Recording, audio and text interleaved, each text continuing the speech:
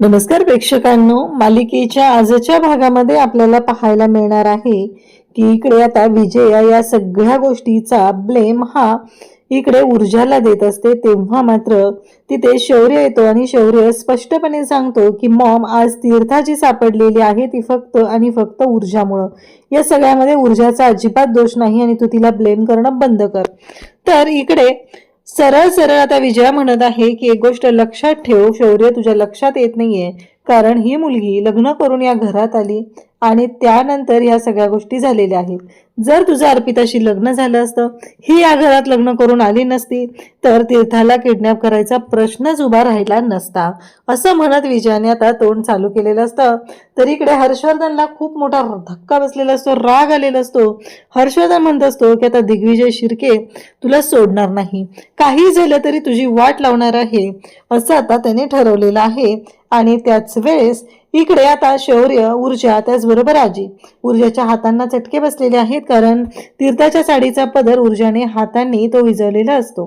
तर इकडे दिग्विजय शिर्केची मात्र पूर्णपणे वाट लागलेली आहे, कारण दिग्विजय शिर्केने विक्रांतला सुनावलेलं असतं, त्याला चापकाचे फटके द्यायचं ठरवलेलं असतं। आणि त्याच वेळेस इकडे जेव्हा या सगळ्या गोष्टी घडत असतात, तेव्हा मात्र आता विक्रांतने रागाने दिग्विजय शिर्केची कॉलर पकडलेली आहे। आणि त्याच वेळेस दिग्विजय शिर्केला त्याने सांगितलेलं आहे की काहीही झालं तरीही मी सोडणार नाही तुम्हाला, असं म्हणत कॉलर पकडून त्याची धुलाई करायला सुरुवात केलेली आहे। हे सगळं कशा पद्धतीने होणार आहे ते आपण डिटेलमध्ये पाहणार आहोत। नक्की कशा पद्धतीने ऊर्जाने सोडवलं, काय काय झालं ते आपण सविस्तर पाहूयात। इकडे आता तीर्था बेशुद्ध पडलेले असते आणि ऊर्जाने दांडकं पायावर मारल्यामुळं इकडे विक्रांतच्या हातातून तीर्था खाली पडलेली असते। त्याच वेळी ऊर्जा तिथं पोहोचते आणि ऊर्जाने तीर्थाला सावरलेलं असतं, तो ती तीर्थाच्या मागे लागलेली असते। चल चल तीर्था, उठ, जागी हो, असं म्हणत तीर्थाला ती उठवत असते, पण तीर्था बेशुद्ध आहे। ऑलरेडी तिला गुंगीचं औषध दिलेलं आहे, त्यामुळं तीर्था काही लवकर त्यातून बाहेर पडत नाही। तर इकडे शौर्य आणि त्याचबरोबर शौर्य पक्याची धुलाई करतो आणि पक्याला ढकलून देतो आणि त्यानंतर तो विक्रांतला मारायला येतो। विक्रांतला तो मारत असतो तेव्हा तोंडातनं रक्त येईपर्यंत शौर्यने विक्रांतला मारलेलं असतं। शौर्यला तो म्हणत असतो की सोडत नसतो तुला। तेवढ्यात पक्या तिथे येतो, कारण शौर्यला सुद्धा विक्रांतने आता ढकलून दिलेलं असतं। पक्या तिथे येतो आणि पक्या म्हणू लागतो की चला चला मालक, चला इथून साहेब, चला विक्रांत साहेब, चला इथे थांबायला नकोय, कारण ही लोक आलेत म्हणजे इथं पोलिसही पोहोचू शकतात, असं स्पष्टपणे आता सांगितलेलं असतं। आता या सगळ्या गोष्टी जेव्हा घडत असतात, तेव्हा मात्र इकडे आता शौर्य आणि ऊर्जा दोघंही तीर्थाच्या जवळ येतात। तीर्थाच्या जवळ आल्यानंतर इकडे तीर्थाला उठवत असतात, तेव्हा शौर्य म्हणतो की काय झालंय, तेव्हा ऊर्जा म्हणते पाणी घे, पाणी। मग 40वाला जो आहे तो पाणी आणायला जातो, तेव्हा ऊर्जा शौर्यला सांगू लागते की अरे तिला पॉयझन दिलं होतं ना, म्हणजे गुंगीचं औषध दिलं होतं ना, त्यामुळे ती बेशुद्ध झालेली आहे, काळजी करू नको, सगळं व्यवस्थित होणार आहे, असं सुद्धा ऊर्जाने आवर्जून सांगितलेलं असतं। आणि त्याच वेळेस इकडे ऊर्जा म्हणते की शौर्य काळजी करू नकोस, असं म्हणत ऊर्जा त्याची समजूत घालत असते। तर तीर्थाच्या तोंडावर पाणी मारते आणि तीर्थाला जागा करते। तीर्थाला जागा केल्यानंतर तीर्था मात्र घाबरतच उठलेली असते की नाही नाही विक्रांत सोड मला, मला नाही लग्न करायचं हे, विक्रांत सोड मला, असं म्हणत तीर्था ओरडत उठलेली असते। तेव्हा मात्र शौर्य आणि ऊर्जा दोघंही आता तिची समजूत घालू लागतात, काळजी करू नको, इथे विक्रांत नाहीये, आम्ही आहोत। तेव्हा ती म्हणते दादा तुम्ही विक्रांत नाहीये ना इथे। तेव्हा हे दोघंही सांगू लागतात की घाबरू नकोस बाळा, आम्ही आहोत ना, काळजी नको करू। तेव्हा ऊर्जा म्हणते की चल चल लवकर शौर्य, आपल्याला इथून तीर्थाला घेऊन बाहेर पडलं पाहिजे, इथे जास्त वेळ थांबण्यात अर्थ नाही। तेव्हा शौर्य येतो आणि चायचूला मिठी मारतो आणि म्हणत असतो की खरंच तू नसता तर तीर्थाला कसं शोधलं असतं रे आम्ही, खरंच ही खूप मोठी गोष्ट आहे, आज तू जे काही केलंय ना ते खरंच खूप लाख मोलाचं केलेलं आहे, असं म्हणत तो त्याचे आभार मानतो। तेव्हा चायचूवाला सांगतो की माझ्या आईची शिकवण आहे, आपल्या माणसांना मदत नाही करायची तर कोणाला करायची, आणि कोणी परकं जरी असतं तरीही मी तेच केलं असतं, कारण तुमची बहीण ती माझी बहीण ना, असं चायचूवाला म्हणालेलं आहे। आणि त्याने सुद्धा आता इकडे शौर्यला मिठी मारलेली आहे। त्याचबरोबर ऊर्जा म्हणते की शौर्य चल. आता दोघंही निघालेले असतात. तिने तीर्थाला घेतलेलं असतं. तीर्थाला जवळ घेऊन तिला सांभाळत आता ती तिथून निघत असते. आता विजयाला ही गोष्ट कळते तेव्हा विजयाचा गोंधळ घरी सुरू झालेला असतो की काही झालं तरीही ज्या गोष्टी आहेत त्या म्हणजेच की आपल्याला का कळवलेलं नाही, तुम्ही मला का सांगितलं नाहीये, एवढं सगळं झालं, एवढ्या सगळ्या गोष्टी झाल्या, तुम्ही माझ्यापासून का लपवून ठेवलं, माझ्या मुलीच्या बाबतीत एवढी मोठी गोष्ट घडली आणि तुम्ही माझ्यापासून लपवून ठेवलेली आहे असं म्हणत आता विजयाने ताशेरे ओढायला सुरुवात केलेली असते. विजया म्हणत असते की बाद झालं, आतापर्यंत खूप ऐकून घेतलेलं आहे पण आता नाही, काही झालं तरी माझ्या मुलीच्या बाबतीत जर काही झालं तर मी सोडणार नाहीये, एवढी मोठी गोष्ट तुम्ही माझ्यापासून लपवूनच कशी ठेवली असं म्हणत आता विजयाने गोंधळ घालायला सुरुवात केलेली असते. आणि त्याच वेळेस इकडे तीर्था सुद्धा आता अजून घरी आलेली नाही तेव्हा ती म्हणत असते आत्ताच्या आत्ता मला तीर्थाकडे जायचंय, आत्ताच्या आता पोलीस कंप्लेंट करायला जायचं आहे, मला तीर्थाला शोधायला बाहेर पडायचं आहे. तेव्हा हर्षवर्धन म्हणत असतो की शांत हो विजया, थोडा वेळ शांत हो. पण विजया काही ऐकायचं नाव घेत नसते. इकडे घरी आता हर्षवर्धन जागीरदार त्याचबरोबर इकडे दिग्विजय शिर्केची सुद्धा तशीच वाट लागलेली आहे. दिग्विजय शिर्केला कळलंय की विक्रांतने काय माती खाल्लेली आहे आणि विक्रांतने काय गोंधळ घातलेला आहे. तेव्हा दिग्विजय शिर्के भयानक चिडलेले असतात आणि ते त्यांच्या पियेला म्हणत असतात की काय चाललंय हे सगळं, आपल्या लक्षातही नाहीये का हा मुलगा काय करतो, कुठे जातो, कसा राहतो, काय करतो, या कोणत्याच गोष्टीबद्दल आपल्याला काहीच कसं माहिती नाहीये. हे बोलणं सुरू झालेलं असतं. तेव्हा मात्र ते म्हणतात की आता जर हा घरी आला तर मी याला सोडणार नाही, काही झालं तरी मी याला सोडणार नाही असं त्यांनी सांगितलेलं असतं. आणि नेमकं त्याच वेळेस आता इकडे सुवर्णा म्हणत असते अहो जरा शांत व्हा. तेव्हा शिर्के म्हणतात की शांत व्हा म्हणजे कसा शांत होऊ, बोला कसा शांत होऊ, काय केल्यावर शांत होऊ मी, ह्या मुलाने जे काही गोंधळ घालून ठेवला, एवढं सगळं केलंय, ह्याचं काय करायचंय, कारण याच्यामुळे आज ही वेळ आली आहे, लक्षात येते का तुमच्या, काही झालं तरीही हे सगळं जे काही घडत आहे ते मात्र ज्या पद्धतीने चालू आहे ते पूर्णपणे चुकीचं आहे असं म्हणत ते बोलत असतात.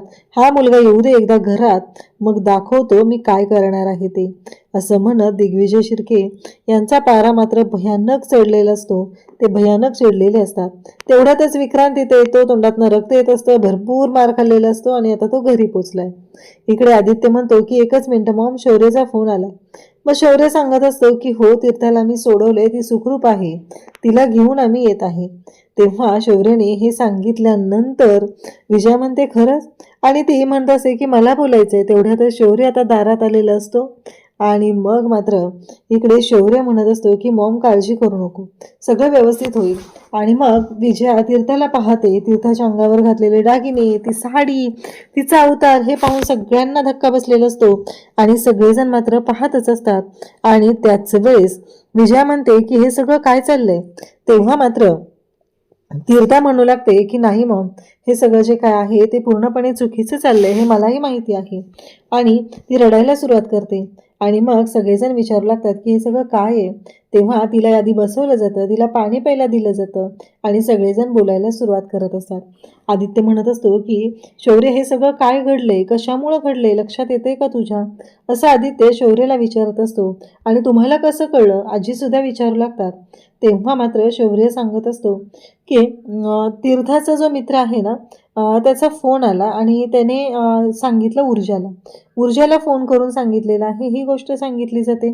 त्यानंतर तीर्थाला विचारलं जातं. तीर्था सगळ्या गोष्टी अगदी स्पष्टपणे सांगत असते, जे काही घडलेलं आहे, ज्या काही गोष्टींचा तिला त्रास झालेला आहे, ती प्रत्येक गोष्ट तीर्था आता सांगत असते.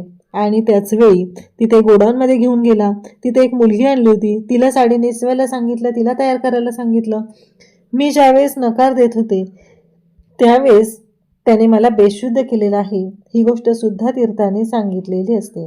आणि तीर्था म्हणत असते की हे सगळं मुद्दामहून केलं गेलेलं आहे, मला त्रास देण्यासाठी केलं गेलेलं आहे, हे सुद्धा लक्षात आलेलं असतं. विजया रडत असते, माझ्या मुलीने किती सोसले, माझ्या मुलीने किती सहन केलंय असं म्हणत विजया मात्र पाहत असते. आणि तेव्हाच इकडे शौर्य आणि त्याचबरोबर ऊर्जा, शौर्य आणि ऊर्जा सुद्धा तिथं आहेत. आदित्य तिथं असतो आणि आदित्य म्हणत असतो की हे सगळं त्या विक्रांत शिर्केने केलेलं आहे, त्याला सोडणार नाही असं म्हणत ते सगळेजण आता बोलत असतात. शौर्य आणि ऊर्जा दोघंही पाहत असतात, कारण ज्या गोष्टी घडलेल्या आहेत त्या चुकीच्या पद्धतीने झालेल्या आहेत हे माहिती आहे. आज ऊर्जा नसते तर तीर्था सुखरूपपणे बाहेर येऊ शकले नसते. या सगळ्या गोष्टींचा उलगडा झालेला असतो. आणि त्याच वेळेस इकडे पाहायला मिळतं ते म्हणजेच की आता दिग्विजय शिर्के म्हणतात की अजिबात नाही, पाणी वगैरे काही त्याला द्यायचं नाहीये, चापकाचे फटके मी त्याला देणार आहे, असं म्हणत दिग्विजय शिर्के चिडलेले असतात. आता विक्रांतचं तोंड चालू होतं. विक्रांत म्हणत असतो की बाद झालं, तुम्ही मला मारण्याबद्दल बोलताय, तुम्ही काय केले सांगा ना, तुम्ही काय करू शकलात? तुम्ही काहीच करू शकलेलं नाहीये. कारण इकडे शिर्केंनी त्याची कॉलर पकडलेली असते आणि त्याला जाब विचारत असतात, हे सगळं करून काय केलंस तू? लक्षात येते का तुला? शेवटी तुझा बाप आहे ना, तुला घराच्या बाहेर पण काढू शकत नाहीये. राहिले सैलेली अब्रू वाचवली पाहिजे, यासाठी तुला घरातच ठेवावं लागणार आहे, असं म्हणत आता शिर्के विक्रांतला मारत असतात. तेव्हा विक्रांत म्हणतो, बाद झालं, आतापर्यंत बाद झालं, मी खूप ऐकून घेतलेलं आहे, आता मी ऐकून घेणार नाही. कारण तुमच्यामुळे झालं हे सगळं. तुमच्यात जर ती ताकद असती, तुम्ही जर स्पष्टपणे उभं राहिलं असता, तुम्ही जर स्पष्टपणे गोष्टी सगळ्या विचारल्या असत्या, तर आज ही वेळ आली नसती, असं म्हणत तो बोलत असतो. आणि त्याच वेळी सुवर्णा सगळेजण तिथं आहेत आणि तो म्हणत असतो की ही अर्पिता ही तुमची खूप लाडकी आहे ना, हिच्यासाठी काय केलं? अहो तुम्ही साधं सत्य सांगू शकलेला नाहीये.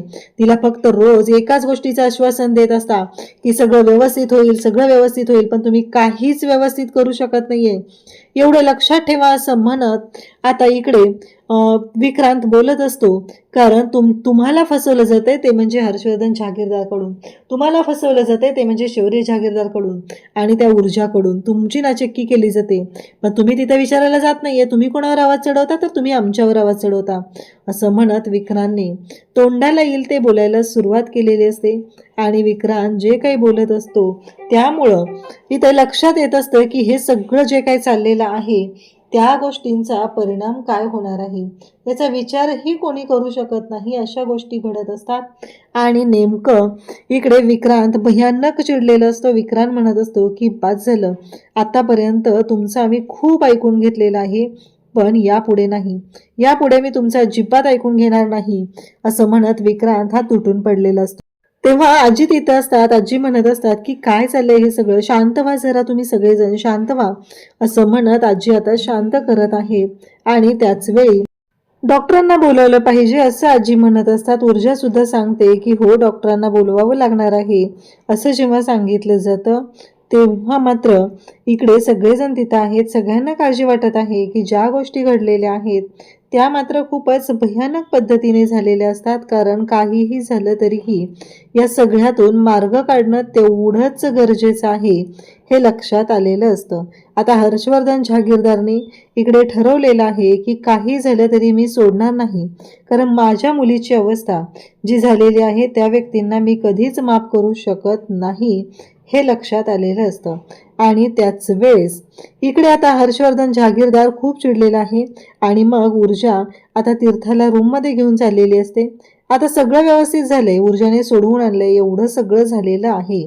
आणि आता मध्येच इकडे विजया म्हणते की थांब, असं म्हणत ती थांबवते आणि ऊर्जाला म्हणते की बाद झालं, हे सगळं जे काही झालेलं आहे ना ते सगळं तुझ्यामुळे झालेलं आहे.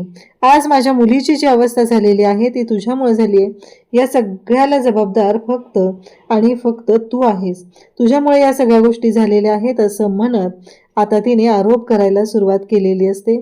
आणि कारण तिला म्हणायचं आहे की ऊर्जा ऊर्जा तुझ्यामुळे झाले. तेव्हा शौर्य म्हणतो की बाद झालं मग, कारण आज आपल्या समोर जी तीर्था जिवंत आहे, जी उभी आहे, ती फक्त आणि फक्त ऊर्जामुळे आहे.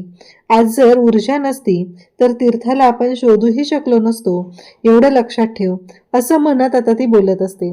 तेव्हा तो बोलत असतो तेव्हा मात्र इकडे ती म्हणत असते की नाही, एक गोष्ट लक्षात ठेव, तुझं लग्न अर्पिताशी झालं असतं तर तीर्थाला किडनॅप करण्याचा प्रश्नच येत नव्हता.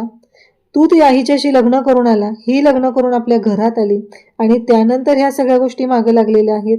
त्यामुळे या सगळ्याला जबाबदार आहे ती फक्त आणि फक्त ऊर्जा. आता मात्र तिथे शौर्य असतो. ऊर्जाने स्वतःच्या जीवाची पर्वा न करता स्वतःच्या हाताला चटके घेतलेले असतात आणि हिला सोडवलेलं असतं. तीर्थाचा जीव वाचवलेला असतो. जेव्हा तिच्या पदराला आग लागलेली होती तेव्हा ऊर्जाने कसलाही विचार केला नाही. फक्त आणि फक्त तिने विचार केला तो म्हणजे तीर्थाला वाचवण्याचा आणि तिने स्वतःच्या हाताने ते चटके सहन केलेले असतात. पण इकडे आता मात्र ती आरोप करत असते विजया ऊर्जावरती. तेव्हा मात्र शौर्यला खूप राग येतो. शौर्य म्हणत असतो की बाद झालं मग, आतापर्यंत खूप ऐकून घेतले पण आता नाही. आता मी ऐकून नाही घेणारे, कारण ऊर्जाने जे केलंय त्याचा विचारही कोणी करू शकत नाही. आज तिने स्वतःचा जीव धोक्यात घालून या सगळ्या गोष्टी केल्यात. आणि आता मात्र हर्षवर्धनला खूप राग आलेला असतो. हर्षवर्धन म्हणत असतो की बाद झालं, आतापर्यंत खूप गोष्टी आपण ऐकलेल्या आहेत पण आता नाही. या दिग्विजय शिर्केला मी सोडणार नाही असं म्हणत हर्षवर्धनने आता पुढच्या गोष्टीचं प्लॅनिंग सुरू केलेलं आहे. दिग्विजय शिर्केला कशी त्याची नाचक्की करायची यासाठी ते प्लॅनिंग सुरू केलेलं असतं आणि त्यासाठी या सगळ्या गोष्टी सुरू झालेल्या असतात. तर इकडे आपल्याला पाहायला मिळतं की हर्षवर्धनने आता जणू काही विडाच उचललेला आहे. अशाच अपडेटसाठी चॅनलशी कनेक्ट राहा. थँक्यू.